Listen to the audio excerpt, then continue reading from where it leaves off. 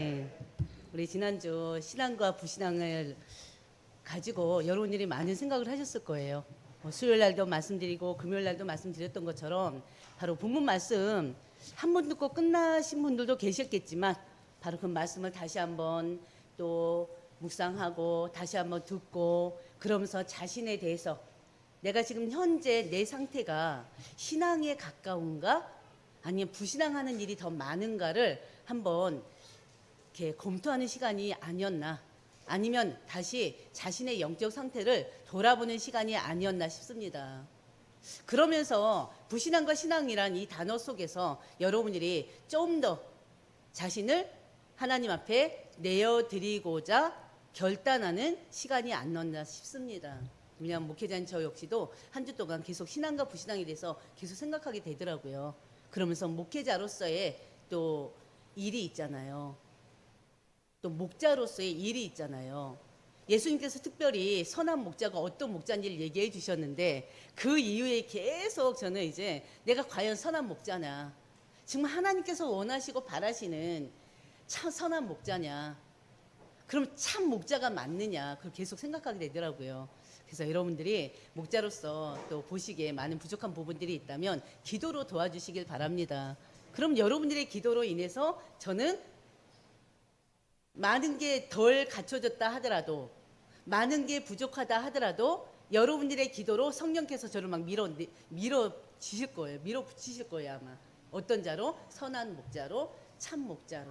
그래서 여러분들의 기도가 늘 필요합니다. 기도해 주시길 바랍니다. 바로 지난주 말씀 우리가 나눴던 거잖아요. 바로 유대인들의 부신앙이었습니다. 예수님께서는 계속적으로 자신이 메시아이심을 말씀을 통해서 선포하고 계시고요. 여러 가지 사건을 통해서, 기적을 통해서, 기사를 통해서, 그걸 또 뭐라고 하죠? 표적이라고 그러죠. 표적을 통해서 계속 보여주고 계십니다. 그럼에도 불구하고 이스라엘 민족들은, 특히나 유대 종교 지도자들은 그 예수님을 거부해요. 받아들이질 않아요. 믿지 않아요. 그게 바로 그들의 불신앙이잖아요. 그래서 예수님께서는요, 그들에게 결국에는 어떤 말씀까지 하셨습니까? 나와 아버지는 하나다. 이미 예수님께서는 나와 아버지는 동등하다고 말씀하셨어요. 내 말은 내가 하는 말이 아니라 하나님께서 내 입을 통해서 하신 말씀이라고 여러 번 반복하셨습니다. 그럼에도 불구하고 믿지 않는 그들에겐 나와 아버지는 하나다. 아예 막 직설적으로 말씀해 버리셨어요. 그러니까 그들이 어떻게 했어요? 그 예수님을 또 돌로 쳐 죽이려고 해요. 예수님께서는 그들에게 이 답답한 심정으로 도대체 내가 아버지로 말미암아 여러 가지 선한 일들을 너희에게 보여줬는데 그러면 그 중에 어떤 일로 도대체 나를 치려고 하느냐, 도대체 어떤 일이 못마땅해서 안 믿어져서 나를 죽이려 드느냐라고 또 직설적으로 물으셨습니다. 그러니까 그들이 뭐라고 했습니까? 선한 일로 인해서 우리가 너를 돌려 쳐 죽이려고 하는 것이 아니다. 뭐 때문이다? 성전 모독 때문이다. 무슨 말입니까? 신성 모독 때문이다. 우리가 너를 위해 너의 선한 일을 때문에 돌려치려는 것이 아니라 네가 자꾸 너 사람 아니냐. 근데 자꾸 네가 하나님이라고 하니 그 자체가 신성을 모독하는 건데 우리가 너를 죽이려고 하는 것은 신성 모독죄 때문에 그러는 것이다 라고 또 얘기하죠. 그래서 예수님이 뭐라고 합니까? 내가 내 아버지의 일을 행하지 아니했거든 나를 믿지 말아라. 그러나 만일 내가 행하는 일이 아버지의 일이라면 내가 비록 나를 믿지 않다 하더라도 나를 통해서 하는 그 하나님의 일만큼은 믿으라고 경고를 합니다. 그들이 믿지 않는 이유는 뭐라고 그랬습니까? 그들이 목자의 양이 아니기 때문에. 그들이 자꾸 불신앙하고 예수님을 거부하고 그 말은 믿지 않고 죽이려고 하는 이유는 그들이 구원받지 못한 백성이기 때문에 그래요. 하나님 나라의 백성이 아니라 저 지옥 백성이기 때문에. 그래서 예수님이 그들을 독사의 자식들, 마귀의 자식들이라고 얘기하는 거잖아요. 우리는 지난주 말씀을 통해서 분명히 자신의 신앙을 재점검하는 시간이 됐을 것입니다. 만약에 안 됐다면 다시 한번 항상 말씀을 들으면서 자신의 신앙을 점검하셔야 돼요. 내 영적 상태를 점검하셔야 돼요. 점검은 좋은 것이에요. 왜냐하면 점검을 해야지 어디가 고장난 줄 알잖아요. 우리 교회 시설도 마찬가지예요. 1층, 2층 점검을 해야 돼요. 점검해야지 뭐가 고장난지 알고 그걸 정확하게 고칠 수가 있잖아요. 마찬가지예요. 우리는요, 많이 부족한 인생들이잖아요. 인간들이잖아요. 나면서부터 부패돼서 완전히 고장나서 태어났잖아요. 그 고장난 거 계속 고쳐나가야죠. 근데 뭘로 고칠 거예요? 우리 영적인 존재이기 때문에 영적으로 고쳐야 돼요.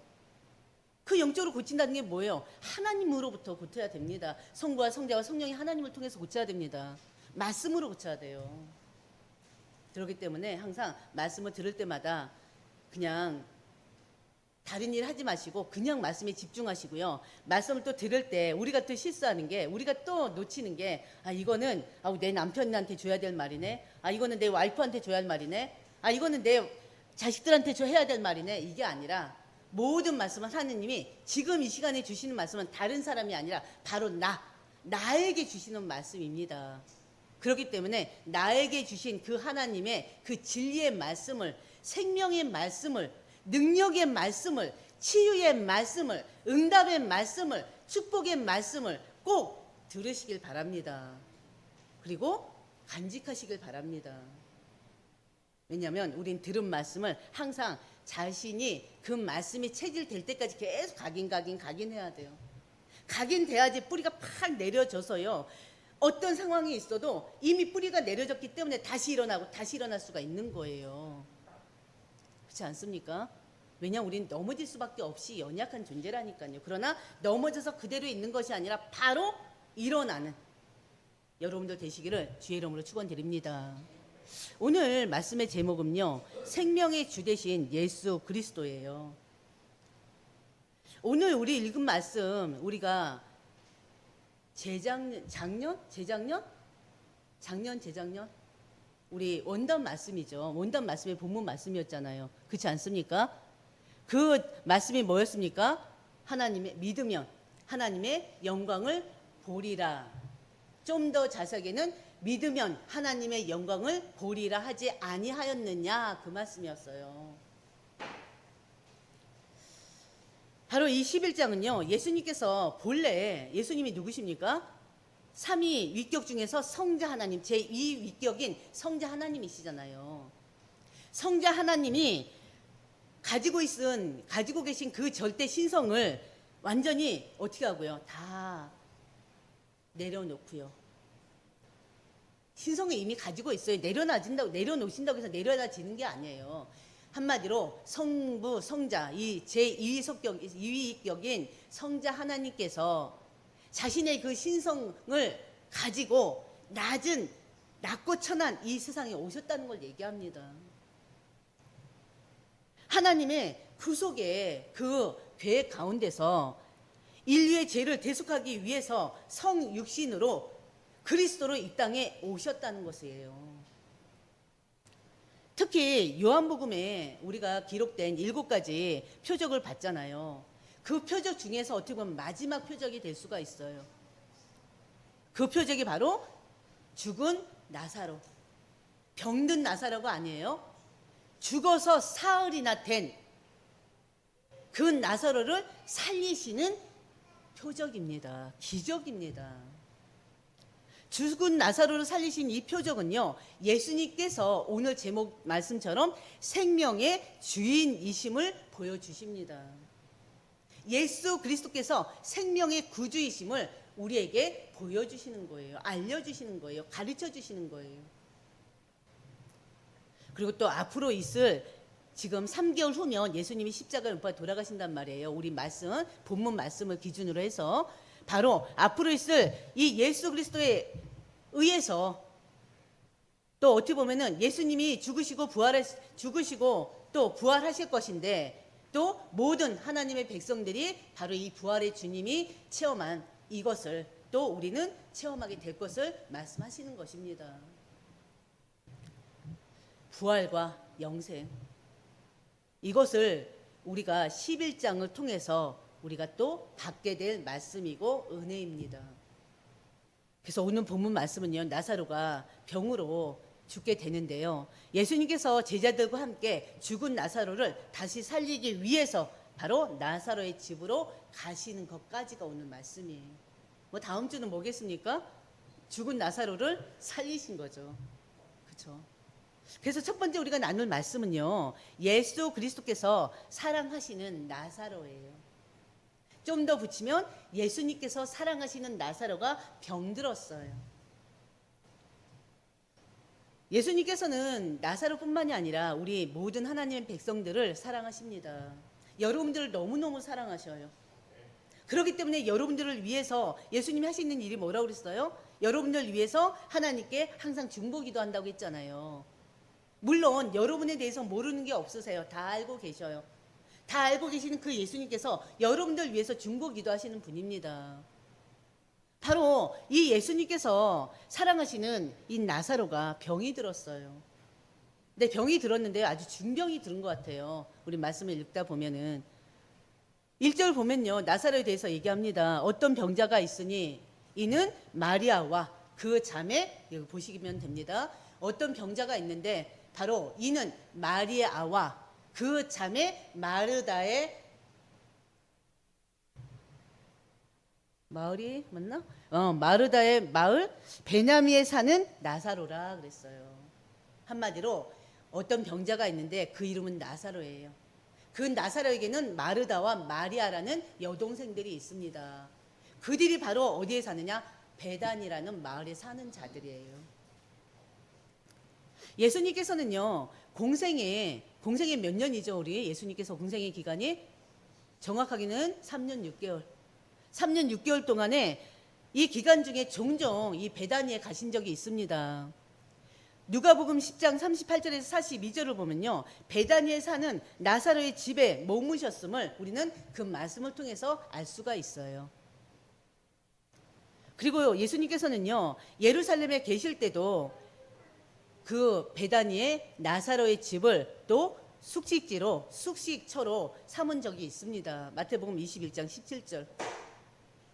그만큼 나사로의 가정과 이 예수님은 항상 가깝게 지냈던 사이라고도 볼 수가 있는 거예요.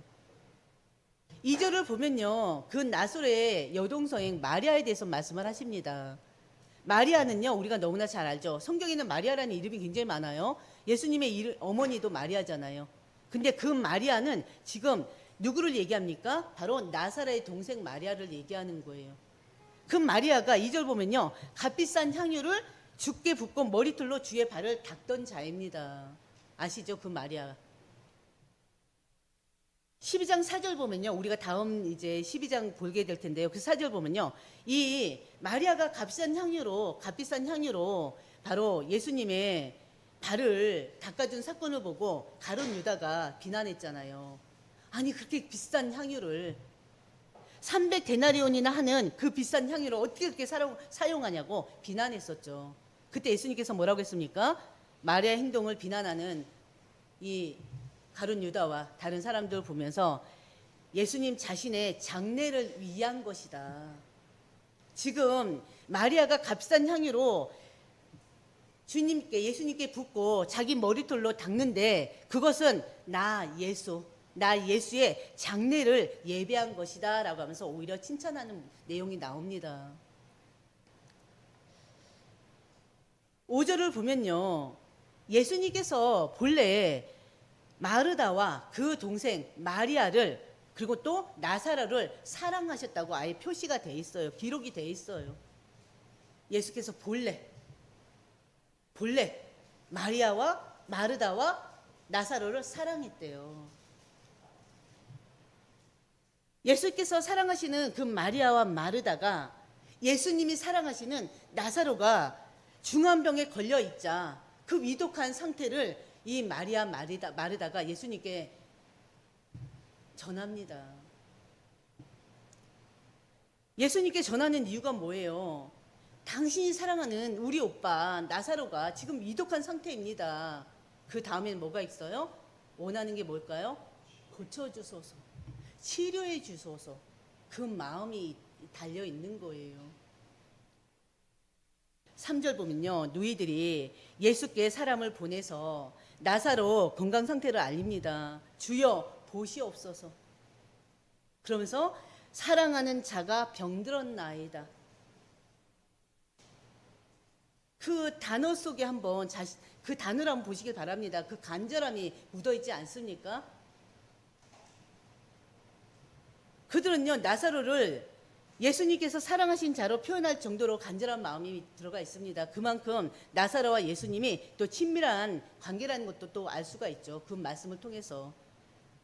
누이들은요, 예수님께 메시지가 전달되면요, 예수님께서 속히 오시거나 아니면 왕의 신하의 아들을 예수님이 고쳤잖아요. 근데 왕의 신하의 아들을 고쳤을 때 어떻게 했습니까? 가서 고치셨습니까? 같이 그 자리에 왕의 신하의 아들한테 가지 않았는데도 불구하고 멀리서 이 왕의 신하를 고쳤잖아요. 그런 것처럼 이 마리아와 마르다는요, 예수님의 능력을 믿어요. 직접 와서도 고치고 멀리서도 예수님이 하신다면 이 아무리 오라버니가 지금 죽을 병에 걸리고 다 죽어가는 한이 있더라도 예수님이면 고친다는 그 믿음이 있었던 것입니다. 그래서 그 예수님께 요청한 것입니다. 보시옵소서, 사랑하는 자가 병들었나이다. 그 다음에는 없지만 이 사랑하는 오라버니를 예수님이여 고쳐주소서, 그것까지 들어가 있는 거라고 우리는 볼 수가 있지 않겠습니까? 노이들은요, 예수께서 어떤 병도 다 고칠 수 있다는 그 믿음이 있었기 때문에 요청한 것인데요. 여러분들은 어떻습니까? 여러분들이 간혹 가다가 살다 보면, 간혹 가다가 아니라 지금 현재도 아마 예수님께 간곡히 기도하는 것이 있을 수가 있어요. 질병 때문에 기도하는 것이 있을 수도 있고요. 아니면은 가정에 그 어려운 경제 때문에 기도하는 부분도 있을 것입니다.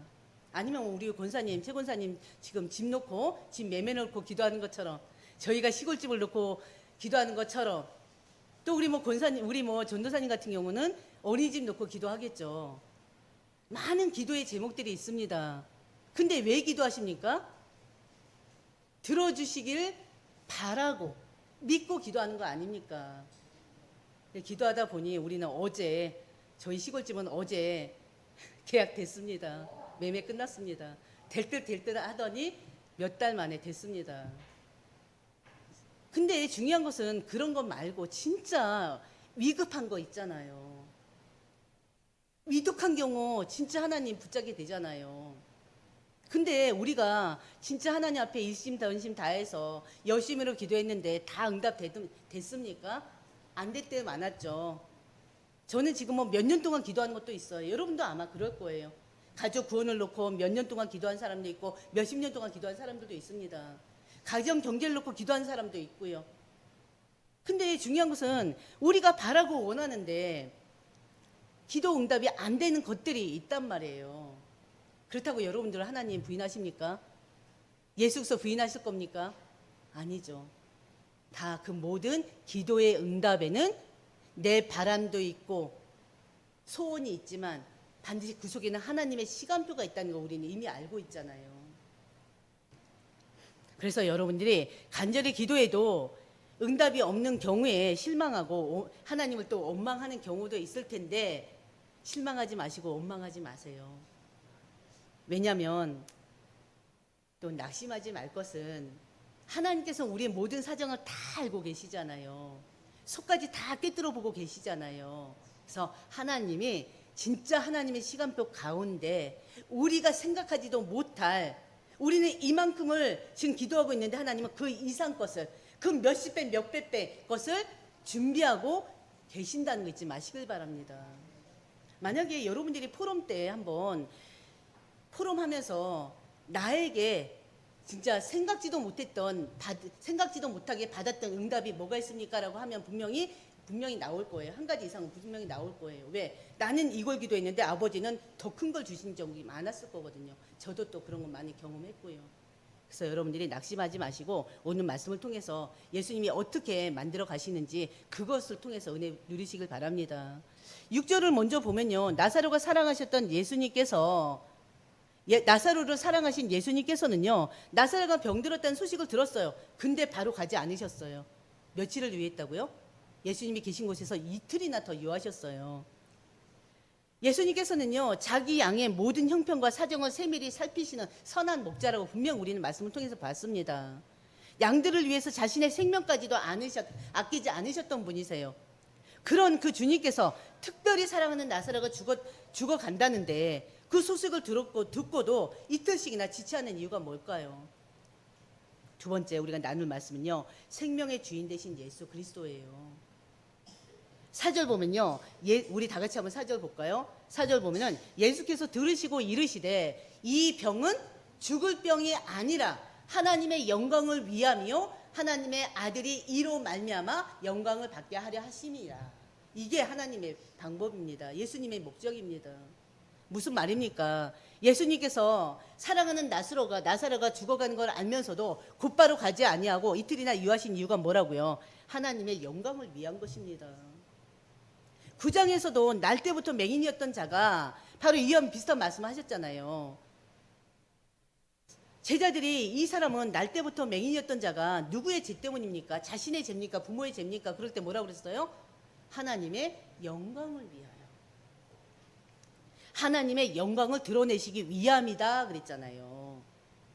실제로 맹인을 치유하신 이 사건을 통해서요, 하나님 영광이 드러났습니다. 맹인은 어떻습니까?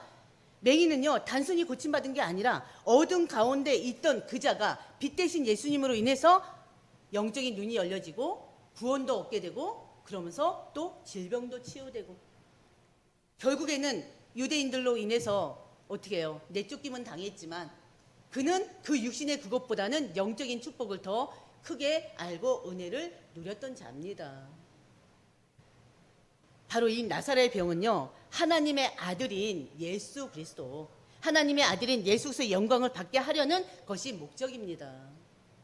죽은 자를 살리신 바로 예수께서 하나님의 아들이심을 나타내기 위함입니다. 아버지의 영광, 아들의 영광은 요한복음에서 어떻게 보면 핵심적인 부분이에요. 핵심 주제예요, 한마디로. 이 요한복음에서 이 하나님의 영광은요, 결국에 뭘로 연결되냐면요, 십자가의 죽음으로 연결됩니다. 십자가의 죽으심과 부활과 승천이 바로 하나님의 영광이에요. 누가? 예수님께서 나타내실. 그래서 예수님은요, 나사로를 살리신 그 사건을 통해서 결국에는 십자가의 길로 가게 됩니다. 이제 본격적으로 이제 가게 됩니다.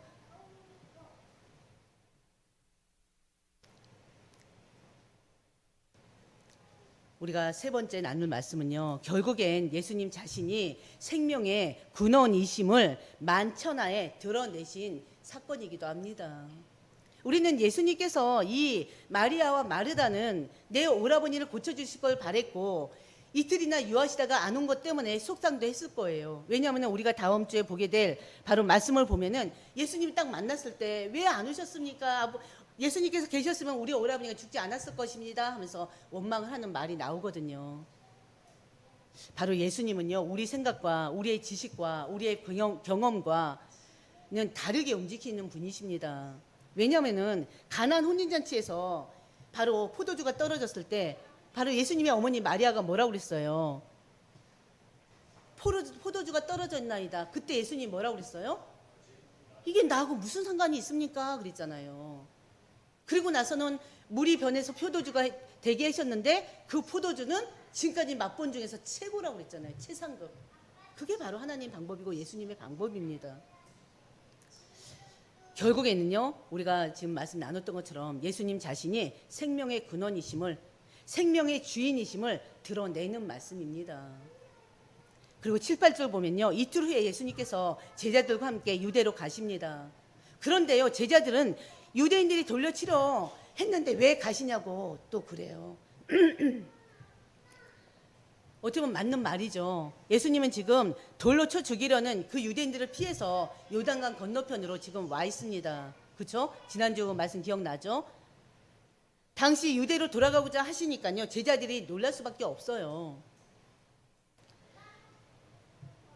바로 9절 10절 보면요, 낮이 12시간이 아니냐. 사람이 낮에 다니면 이 세상의 빛을 봄으로 실족하지 아니하고 밤에 다니면 빛이 그 사람 안에 없는 거로 실족하느니라 라고 말씀하십니다.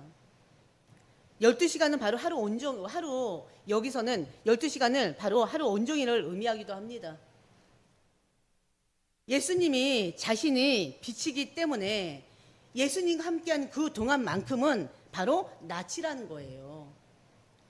예수님과 동행하는 낮 동안은 결코 넘어지지도 않고 죽지 않을 것을 의미하기도 합니다. 어떻게 보면 1차적으로 육신적인 죽음을 얘기하고요. 더 나아가서는요, 영적인 죽음을 얘기하는 것입니다. 예수님을 따르는 제자들이 다른 사람들에 의해서 생명을 잃게 되더라도 그 영생은 어느 누구도 뺏어갈 수 없다는 것을 얘기하는 거예요. 그러나 밤에 다니는 사람, 그 밤에 다니는 사람은 그 빛이 그 안에 없는 사람을 얘기합니다. 바로 빛 대신 예수님을 영접하지 않고 그분과 동행하지 않는 사람은 생명을 잃어버리게 될 것을 지금 말씀하시는 것입니다. 이 세상에서요, 예수님을 믿어도 실패할 수 있고 고난 당할 수 있습니다. 그렇지 않습니까? 우리도 그랬잖아요. 예수님 믿는 가운데서도 실패한 적이 있잖아요. 고난 당한 적이 있잖아요. 근데 어느 누구도 예수님과 동행하는 한 우리를 절대 빼앗지 못한다는 거예요. 하나님의 자녀, 천국의 시민인 우리를, 그 영생을 어느 누구도 빼앗을 수 없다고 그랬습니다. 지난주 말씀하고 동일한 말씀이에요. 세 번째 우리가 나눈 말씀은요, 죽어서 자는 나사로를 깨우러 가시는 예수 그리스도이십니다. 바로 11절 보면 우리 친구 나사로가 잠들었도다 그래요. 이 잠들었다는 말이 무슨 말입니까? 죽었다는 말이죠. 죽음을 상징적으로 표현하는 말이 바로 잠들었다는 말입니다. 마태복음 9장 24절 보면요, 회당장 야이로의 딸, 그 죽은 것에 대해서 예수님 뭐라고 했습니까? 잔다 그랬죠. 그리고 또 사도행전 7장 60절 스데반 집사가 순교해서 숨을 거뒀을 때도 잔이라 그랬죠. 잔다고 하는 그 의미는요, 한마디로 잔다는 건 뭐예요? 다시 깨어날 것을 두고 말씀하신 거 아니겠습니까? 잔다, 자면 반드시 깨어나잖아요. 예수님께서는요, 성도의 육체적인 죽임을 일시적으로 잠자는 것으로 보십니다. 세상 사람들은 사람이 죽으면요, 그것으로 모든 것이 끝난다고 생각해요. 여러분도 그렇습니까? 아니잖아요. 성경이 증언하는 죽음은요, 죽어 없어지는 그런 사멸의 개념이 아니에요. 영원한 소멸이 아니라 현세에서 내세로 옮겨지는 것이 바로 죽음입니다. 그렇지 않습니까? 데살로니가전서 4장 16절 보면요, 주께서 호령과 천사장의 소리와 하나님의 나팔로 친히 하늘로부터 강림하시리니 그 예수 그리스도 안에서 죽은 자들이 먼저 일어난다는 말씀이 있습니다. 그게 바로 데살로니가전서 4장 16절 말씀이에요. 그 예수님께서 자고 있는 나사로를 내가 깨우러 가노라 라고 말씀하셔요. 바로 예수님께서 유대에 가는 목적이 뭡니까? 자고 있는 나사로를 깨우러 가는 거예요. 죽은 나사로를 다시 살리러 가는 거예요. 예수님께서 유대로 가는 목적인데요, 더 나아가서는요, 이 땅에 오신 목적이기도 합니다. 예수님께서 유대로 가셔서 죽은 나사로를 깨우시는 것뿐만이 아니라 이 땅에 오셔서 지금 잠들어 있는 영혼들 지금 깨우고 계셔요. 교회를 통해서, 전도자들을 통해서. 그러면서 장차 재림하셔서는 무덤 속에 잠자는 자들을, 육신이 죽어서 잠자는 자들을 깨우러 오시는 것입니다. 근데요, 제자들은 그 말뜻을 알아듣지 못해요. 그 예수님의 말씀을 문자적으로만 받아들입니다. 그러니까는 12절에 뭐라고 그래요? 제자들이 주여 잠들었으면 잘겠나이다, 낫겠나이다 그래요. 더 낫지 않습니까? 이거예요. 그건 무슨 말입니까? 자고 있으면 깨우지 않아도 때가 되면 일어날 거 아닙니까? 그렇다면 우리가 굳이 유대로 갈 이유가 뭐가 있습니까? 그 뜻이에요. 왜? 그들은 두렵거든요. 왜? 유대로 가는 즉시 예수님이 또 유대 종교 지도자한테 잡힐 것이고 또 당신들도 또 위험한 일이 생기지 않을 것이니까 그거에 대한 두려움 때문에 얘기하는 것입니다. 그러니까 예수님 뭐라고 합니까? 14절에 나사로가 죽었다라고 밝히 명확하게 다시 설명해 주셔요. 아무도 나사로가 죽었다는 소식을 전해주지 않았어요. 그렇잖아요. 나사로가 위독합니다라고 전해 들은 것 뿐이에요. 근데 예수님은 나사로가 이미 죽은 것을 아십니다. 그러면서 예수님께서 또 말씀하셔요. 15절.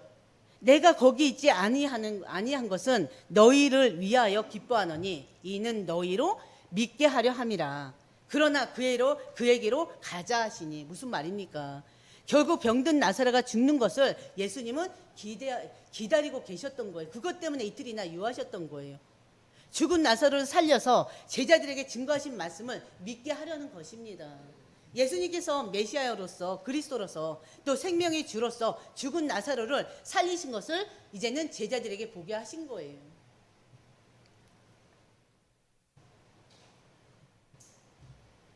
(16절) 보면 마지막 절이죠. 디도모라고 하는 도마가 그랬습니다. 다른 제자들에게 말하되 우리도 주와 함께 죽으러 가자. 나사로는 이미 죽었고 바리새인들이 예수님을 죽일 터이나 우리도 주를 따라 죽자고 지금 선포합니다. 이 디도모는 누구예요? 바로 우리가 너무나 잘 알고 있는 도마예요.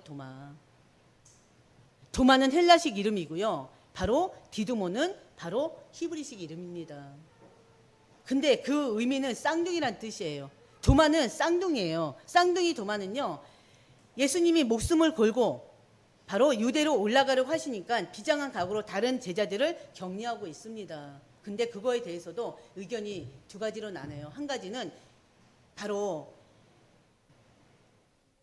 자신의 신앙을 또 얘기한다고 하기도 하고요. 또 한 가지는 정치적인 목적으로 이제는 예수님이 이제는 왕이 되시면 우리도 그에 따라서 우리에게 얻어지는 게 있지 않느냐, 이런 식으로까지 또 해석되고 있습니다. 근데 중요한 것은 이 예수님께서 지금 일어나는 이 모든 일들, 지금 우리가 나눴던 말씀들을 잘 보시기 바랍니다. 예수님께서 나사로가 위독하다는 걸 알면서도 이틀이나 유하셨고, 그리고 나중에 죽었으면 알았을 때 움직이셨어요. 그렇죠? 왜? 그 예수님은 이 인간의 생명을 주관자이기 때문에 그렇습니다. 그래서 오늘 우리 말씀을 다시 한번 보시고요. 바로 마르다와 마리아의 그 예수님께 요청한 그 장신의 오라버니로 좀 살려줬으면 하는 그 요청. 그러나 그 요청과 다르게 예수님이 이틀을 유하시다가 지금 유대로 가시는데 그 다음에 어떤 일이 일어났는지 우리는 이미 알고 있습니다. 바로 생명의 주인 되신 예수님, 생명의 주 되신 예수님을 우리가 다시 한번 묵상해 보시길 바랍니다. 우리의 생명은 누구에게 있어요? 예수님께 있어요. 우리의 생사복은 예수님께 있습니다. 그렇기 때문에 우리가 지금 현재 어떤 상황에 처해 있던, 우리에게 지금 어떤 어려움과 위급한 문제가 있든 그 모든 것을 가지고 주께로 가시길 바랍니다. 그리고 기도하시길 바랍니다. 그러면 하나님께서 반드시 하나님의 시간표에 따라 더 큰 것으로 응답을 주실 것입니다. 믿는 여러분들 되시길 바랍니다. 하나님 아버지 감사합니다. 오늘 생명의 주 되신 예수 그리스도로 이 말씀을 가지고 우리가 은혜를 누렸습니다. 바로 인간의 생명은 바로 하나님 손에 있습니다. 예수님께서 생명의 주가 되십니다. 하나님 아버지, 우리가 다른 것을 의지해 사는 것이 아니라, 다른 것을 믿는 것이 아니라 오직 생명의 주 되신 예수 그리스도만 믿고 그 주님만 바라보는 우리 모든 믿음의 하나님의 자녀들이 될 수 있도록 하나님 인도하여 주시옵소서. 특히나 우리가 살다 보면 어려움에 빠질 때가 있습니다. 고난에 빠질 때가 있습니다. 역경에 처할 때가 있습니다. 그것 때문에 기도하고 때로는 기도에 응답이 없어서 또 실망할 때가 있습니다.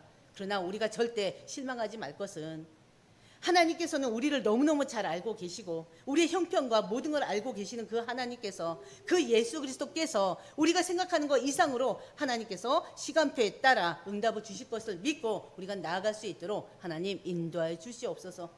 오직 예수 그리스도 선포된 그 현장이 하나님의 나라, 오직 성령 충만의 비밀을 누리는 우리 모두가 될 수 있도록 하나님 역사하여 주시옵소서. 이 모든 말씀 우리 주 예수님의 이름으로 기도드립니다. 아멘.